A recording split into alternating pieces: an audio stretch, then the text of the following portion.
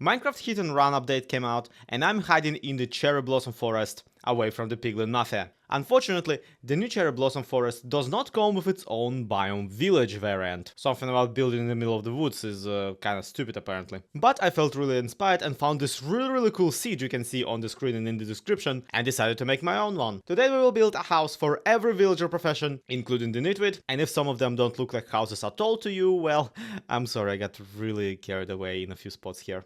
So let's go! I decided to start with the Nitwit to try and test out the palette, because I actually never really build with pink in Minecraft. Naturally, of all the blocks I tried, the cherry wood itself fit really well with the cherry planks. Then I settled on the blue and light blue terracotta, which actually appears kind of purple. That definitely goes really well with the cherry wood bark. And finally, to help with the contrast, I decided to add some dark oak into the mix. Also, my idea for the cherry Nitwit was specifically to make him the Sniffer Wrangler. Maybe it's because they both have a lot of green in their palette, or maybe it's the vibe because both of them seem to really enjoy their naps. But I just felt like they fit together. I also discovered my new favorite trick to do with the hanging signs. Turns out the signs themselves are translucent, so you can actually go right through them. But the little plank segments that they're hanging on are not, so you can reliably use them for really nice looking railing, which is something you will see me use a lot more in this village. Next I decided to try the Weaponsmith. I usually don't actually know what to do with the Weaponsmith villager, so I decided to go with the entire forest theme and give him an overgrown mound to live out of. But then the house came out a little bit not weaponsmithy, a little bit too default looking. So to advertise their services, I decided to stab a giant stone sword into the top of the hill. My idea is that this stone is actually a remnant of a much larger warrior statue that the villagers here have not built themselves but just found. This in a lot of ways has set up the theme of this village for me. Lost in a giant cherry blossom biome, under constant downfall of the pink petals. It's a secret settlement based around a long abandoned ancient warrior statue. Once a great battlefield, now completely overtaken by nature. So to follow up on that, I decided to build the rest of the statue. Okay, that is actually a lie. I never actually built the rest of the statue. I only built what's left of the rest of the statue. Because you see, the villager living inside of it is the Stonemason. I was inspired by watching Milo Minuteman and him pointing out that throughout the human history, often the locals would just take the bricks with which old temples have been built and repurpose it for their own homes. Which is why I decided that the Stonemason is gonna live in a chest cavity of an old broken statue, slowly doing his stonemasoning job by simply cutting off pieces of that statue and selling it to the locals. And sure, that will probably make his home progressively smaller and smaller, but hopefully he'll buy a new one with the profits. I also got to do something I rarely ever do and build a statue's face on a diagonal, which admittedly this guy doesn't have much of a face, you only see his helmet. But it was fun recreating Gideon's the all-knowing helmet in Minecraft. I loved the way this build came out. There's just so much interesting history to this mostly buried old statue of a knight who probably was a hero in its time. But now no one really knows who it was supposed to be and no one really cares. But they still live around his statue, kind of preserving the memory. Still really excited to build more mounds and hills that people live in. I decided that the next villager is gonna be the Leatherworker. However, I really didn't feel like building like a cow pen or something for him, so I decided that all of the leather the Leatherworker is gonna get from the wild game. More of a fur salesman, you know. As such, the Leatherworker's little bunker is mostly overgrown and mostly buried by moss. Mostly buried, if you will. But it's still important to advertise the services, so I decided to put a giant deer head on the top of the building to signify that yes, this is a hunter's cabin and we do hunting here. Admittedly, there are no deer in Minecraft, so I think the message is kind of lost. But hey, it does look cool to us, and Twilight Forest is a mod that you can install, I guess. I should really do something with Twilight Forest sometime. It's such a cool mod. For the Shepherd build, I started with the same house palette as with the Nitwit, though I didn't feel like doing the sloped roof this time, and I felt that adding deep slate tile into the material palette was actually allowed this time around. We do have Stonemason already in the village, he can get us that stuff. Really the most interesting part of the Shepherd's house ended up being the stretch line for all the finished fabrics that he has at the side.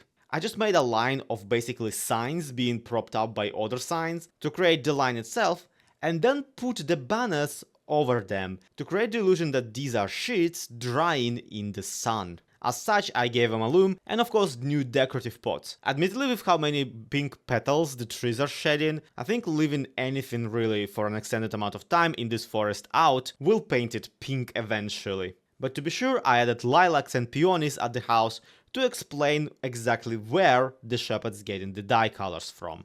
Now proper bored of this block palette, I decided to try and add mud bricks into the mix. These turned out to be surprisingly complementary to the blue and light blue terracotta we already have been using, and I used a lot of it on this blacksmith house. Now I actually had a lot of fun with this building. Like if you look closely, you can actually notice that the roof of the building is the shape of a pickaxe head, because this is a toolsmith house, or as I like to call them ever since Sniffer has been added, the Toolsniff house. If that's not enough hint for you, I specifically added this little smithing nook to the side of it, where the toolsmith will run their business out of. And it ended up being a really nice and cozy build that makes a surprisingly nice pair with the Nitwit Sniffer house. So now that we got the weaponsmith and toolsmith already in, we need some way to supply them jewels and metals for their art. So I decided to make the armorsmith house the mineshaft. Look, if he didn't want to get constantly stuck with the biggest forge in the village, he shouldn't have had his profession block be blast furnace. The entire village is essentially on a cliff over a lake, so it's a really great opportunity for me to finally get to build something on a cliff. So first we plan out all of the exits and entrances for the mineshaft itself, add rails and minecarts to the entire assembly, and finally build up the foreman's house for the armorsmith to reside in. Really, this is a great opportunity for this kind of a build, because it now ties together the lake itself, the cliff, and the village on top of that cliff. From there we just need to add another overhang with the blast furnaces themselves. And I'm actually gonna put 3 of them here at the chimney. 1 front facing and 2 of them actually facing into the middle one. That way I can utilize the side texture of the block. Also today I'm playing in Bedrock Edition, where you can actually color the water inside of a cauldron.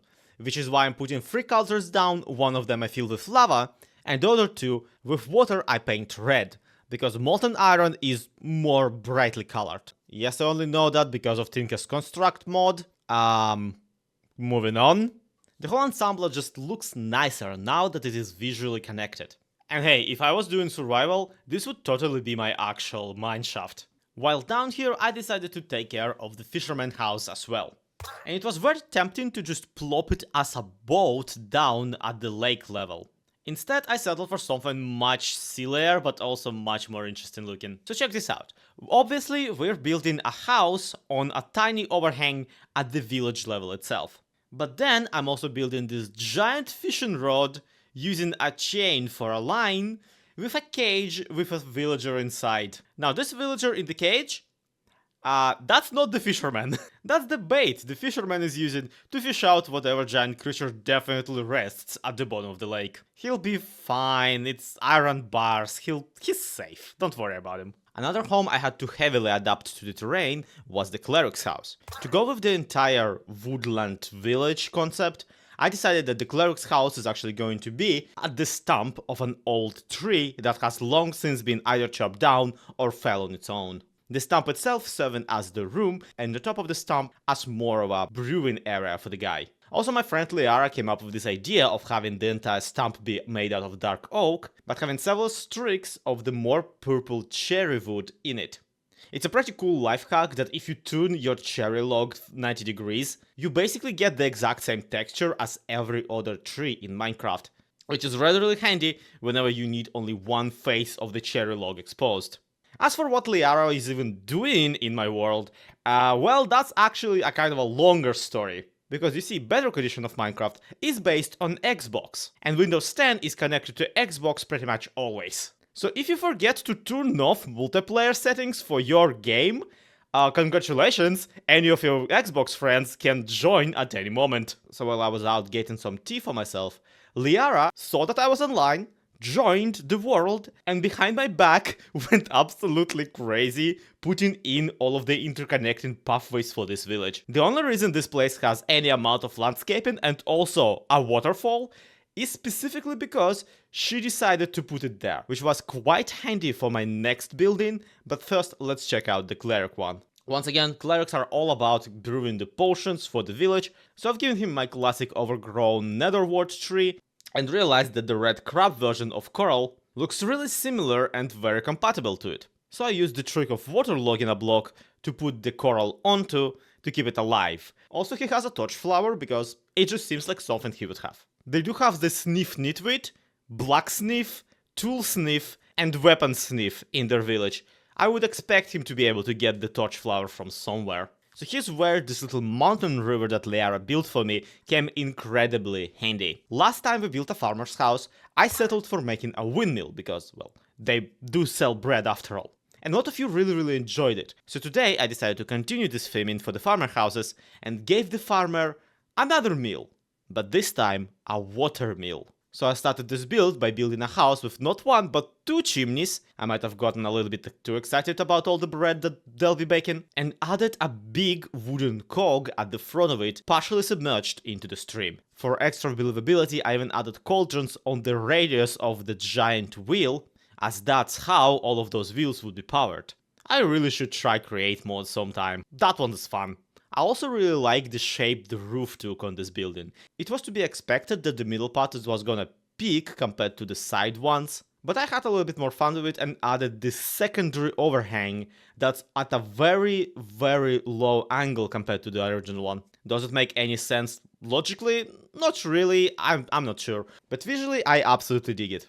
This is also where we were done working on all the buildings on the little shelf that we decided to claim home. We even already went down the cliff and have populated the cliffside itself. This time, however, we needed to climb upwards, and I had a few ideas on how to do that more fun. For one, I of course have put together a few wooden walkways so that people don't have to climb the mountain all on their own with no tools. Yeah, this is not at all wheelchair friendly and I'm not proud of it. I will install a ramp as soon as Minecraft adds diagonal blocks. I don't know what exactly convinced me that the library needed to be above the rest of the buildings in the village, but I was too excited to contemplate it. Besides, I really like the idea of sitting on that balcony overlooking the town, watching the sunset and also reading a nice book. Is it any wonder then that the library itself came out incredibly cozy. The chiseled bookshelves really came in handy, and I even added its own chimney to make sure that all the books stay dry. The library is also a unique building in this village, as it's almost the only one that uses full blocks for the roof. This made covering almost the entire roof in cherry blossom leaves that much more convenient and that much more natural looking. It's quite a shame that we can't put the pink petals on anything but the grass, moss or dirt, because it really would help sell the illusion that the library has been basically rained upon by the pink petals from the trees for weeks and weeks. Either how, I put in some railing using the trapdoors to be OSHA compliant, and enjoyed myself a cup of tea with something to read. The feeling of superiority could not last long. A full flight of stairs higher, I decided to put the Cartographer house. Last time we gave a Cartographer an entire giant tower to look over the area from, so I felt this time the map guy also needed a good overlook point. And sure enough, his actual house came out a little bit default, but the whole entirety of the pizzazz for him would rest somewhere else, on this little additional balcony I made, specifically for the cartographing purposes. Now, of course, to make the map of the area, and especially map leading to the nearest ocean monument, the guy would have to be very well traveled. But as far as this particular village is concerned, he should be able to put a map together just kind of overlooking it from a balcony, which is why I decided to make the cartographer's actual cartography table a painting spot, and made a custom banner to vaguely represent approximately what they would see from that viewing spot if they were to paint it. See, this square is like a sun, and this pink line is the trees, and the brown is the cliff, and the blue is the water.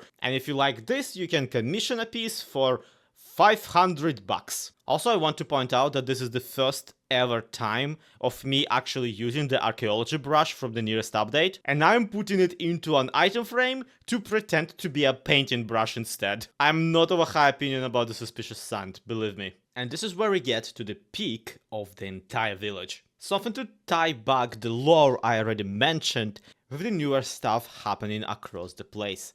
This is the Fletcher home, which I decided should be in an already at some point abandoned and broken down god tower that the Fletcher has reclaimed as their own house.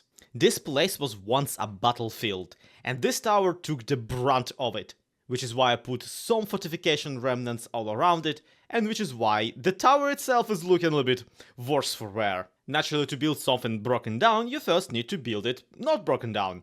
Helps then if you have some dynamite in your inventory. The side building to the tower, however, would be a newer addition or at least a renovated area. So I built it mostly out of cherry planks, which the villagers would have access to because they live in a cherry blossom forest. And of course, finally, I took a giant chunk out of the tower to add a little bit of a history to this entire build. And listen, comments, friends, viewers, I need to level with you. Video after video, I struggle more and more to come up with something for the Fletcher to do. Some kind of way to interpret the Fletcher's profession in a way that makes sense for the area. So please leave me some comments telling me exactly how to do that. Because this one came out really cool. But I'm pretty sure that after this one, I'm absolutely stumped. But there is, however, one more build in the village which can go higher than the Fletcher's tower. One you probably have been looking at and screaming about every time you took a grand look at the finished product. I'm talking, of course, about the butcher's traveling noodle shop. Because darn it, I refuse to build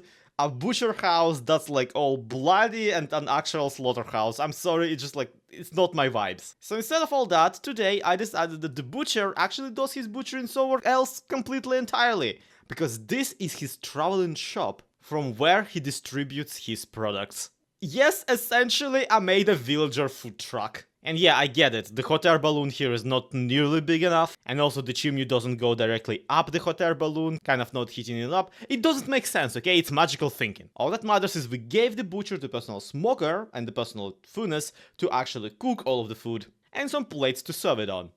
And believe me, I had enough trouble trying to build this ovalus spheroid that the vessel has for a hot air balloon. With how much of a headache that prolonged sphere was, I still can't believe how good it came out. Needless to say, I'm really proud of this build, and I hope you find it as impressive as I do. And that can really be applied to the entire rest of the village. Truth be told, I didn't expect much out of this project, but building with actual terrain on an actual incredibly epic seed has inspired me beyond what I anticipated. I'm so proud to be able to present it to you, and I'm so thankful for Liara for connecting all of the village houses with the little pathways and whatnot.